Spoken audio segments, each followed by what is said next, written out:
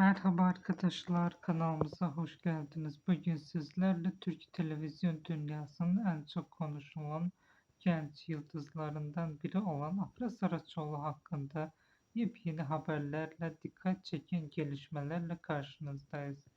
Son dönemde Afra Saraçoğlu adını hem magazin dünyasında hem de moda çevrelerinde çok sık duymaya başladık. Özellikle 2026 yılına hızlı bir giriş yapan başarılı oyuncu sosyal medya paylaşımları ve yeni projeleriyle yeniden gündemin merkezine yerleşti. Gelen bilgilere göre Afra Saraçoğlu son haftalarda katıldığı moda etkinlikleriyle büyük dikkat çekti. Özellikle Avrupa'daki moda organizasyonlarında tercih ettiği tarzı sosyal medyada binlerce yorum aldı.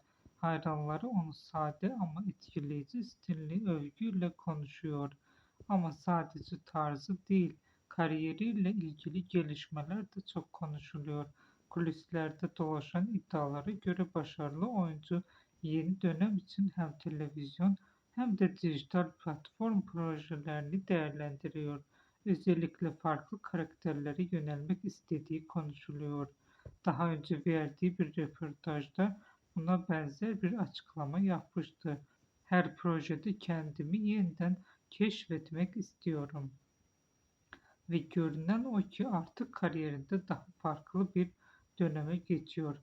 Öte yandan sosyal medyada en çok konuşulan konulardan biri de özel hayatıyla ilgili çıkan haberler. Bazı magazin haberlerinde Mert Ramazan Demir ile ilgili yeni iddialar yeniden gündeme taşındı. Özellikle birlikte yeniden görüntülerine dair paylaşımlar kısa sürede büyük bir ilgi gördü. Ancak şu an için bu haberlerle ilgili resmi bir açıklama bulunmuyor.